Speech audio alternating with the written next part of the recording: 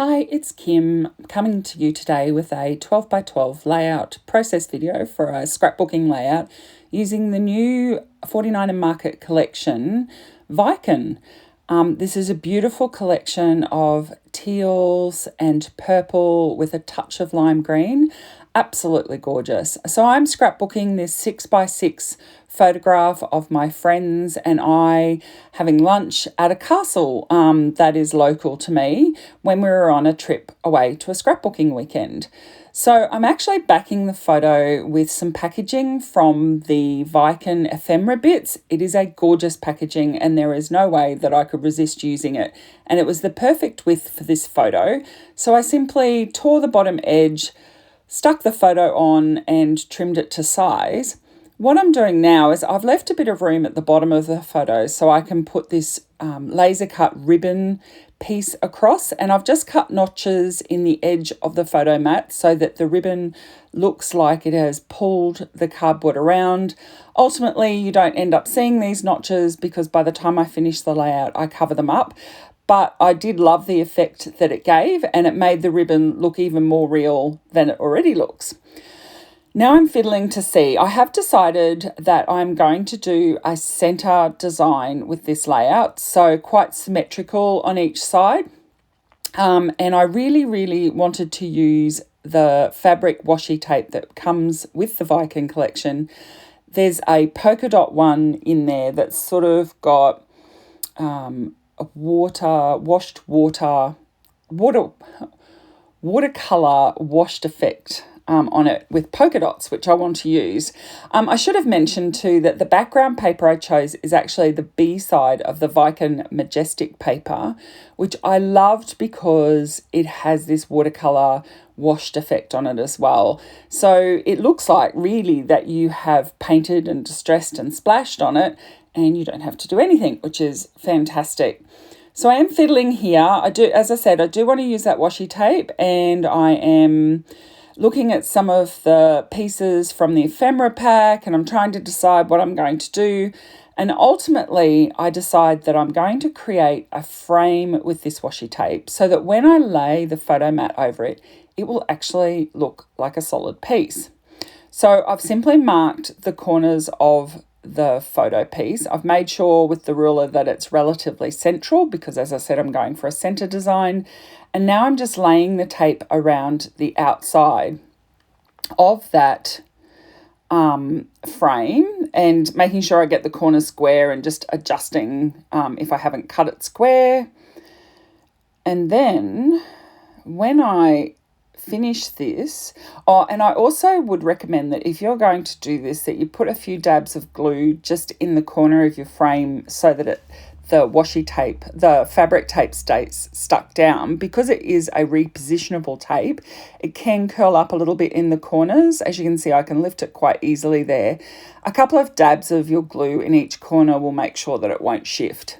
So you can see now I've put the photo mat on top of it that the fabric tape looks like a solid piece, and it is gorgeous behind that photo mat. So I'm just trimming off the selvage strip because I'm not leaving it on this layout. Unfortunately, I would have liked to have, but the stamps were going in the wrong direction. So that selvage strip has a whole heap of little stamps on it. It's super gorgeous. But with me putting the layout in this direction, it was running in the wrong direction. So I just trimmed that off, and now I'm sticking my photo mat down. I have used Kitty's craft foam behind that, so it's adhesive on one side, and I just use my wet glue on the other, and it just gives a little bit of dimension without any weight. So this is a frame from the die cut pieces or the ephemera pieces, and I have simply cut that in half down the middle so that I can put one side of the window frame on one side of the photo and the other side of the window frame on the other. Again, keeping this balanced central design to my layout. So as with all of the recent collections, the Viken collection comes with a sheet of absolutely gorgeous 12 by 12 rub-on transfers. So I am going to use those in a moment. What you can see here is I'm trying to build up some clusters. So I've put a couple of tabs at the top, which I use as part of my journaling. I've got the ribbon, which you saw me stick the ribbon down. Well, I've got the bow there. I've got some flowers, which are from the laser cut sheet.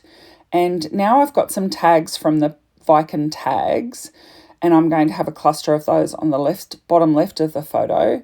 I'm just having a play around with colours as well. But now I've pulled out those 12 by 12 rub-ons and I want to use them on this layout. And there's a beautiful floral, longer, slightly narrower section, which is quite symmetrical. And what I want to do is I'm going to cut that in half, and I'm going to lay out the bottom section of that rub-on below the bottom of the photo and the top section of that rub-on above the top of the photo. And so it's going to look like it's coming out from the top and bottom. The rub-on transfer works perfectly over the fabric tape, no problems at all. I did use my tool to rub this rub-on on simply because I wanted it to tuck up under the bottom of the photo mat, and because I'd already stuck it down, it was a little bit awkward. These rub-ons are so good that I normally just apply them with my thumbnail, but as I said, I did use the tool this time, but they worked perfectly over the fabric tape, no problems with them lifting at all. And I just stuck those down, and they just add that extra dimension over the over the fabric tape, and join it into the background, or blur it into the background paper, which the rub-on has a whole heap of splashes of what looks like splashes of sprays or watercolour paint, and so does the background paper, so it just works together beautifully. And now I'm just going to fiddle around with a giant pile of beautiful ephemera pieces and tags and work out exactly what will go perfectly at the bottom of these layouts. Now here I am going to stray a bit from the purely symmetrical approach I've taken so far, or mirrored approach on both sides of the layout, but you'll see that I'm going to create two clusters which will have similar weight to them. So I'm still keeping with that idea of the symmetrical or central style of this layout. So on the left-hand side, I'm currently fiddling with the tags. So Viken has a pack of tags with it, and I'm trying to find the perfect ones, because at the moment you can see it's quite blue, but I'm just trying to find the right tags to get a touch of the purple, some of the limey green, and some of that tealy aqua blue to get the perfect mix of colour there. And I've got today and a time to remember tags which will also go there, which are from the Ephemera. So I also have another piece from the Ephemera pack across the middle of the photos, because there's a gap there which is perfect to put a word phrase, and I finally settle on enjoy life. We were enjoying life. The cake at this restaurant we were at was very, very good. You'll see that there's a goat in the top right-hand photo, and Heidi is the mascot for our group of scrapbooking friends. So Heidi was also enjoying some cake at the restaurant, which was quite fun. So just layering those tags up, trying to finally settle on the right combination, and then I will stick everything down, and which I think should be coming very shortly. So there's my A Time to Remember, which I think is perfect. There's lots and lots of word phrases in the laser cuts and the ephemera pack, which are just perfect for adding words to layouts. I happen to absolutely love including words on my layouts, and so I love those little phrases. I think that they really add that special extra touch to your layout. So just going through the final pieces in the ephemera pack to make sure there's nothing else that I would like to include. And you can see I'm putting the little tabs back up at the top. And now I'm going to glue everything down. I have sped this up so you don't have to watch me do everything too slowly. I'm putting some kitty craft foam in between some of the pieces in order to add some extra dimension.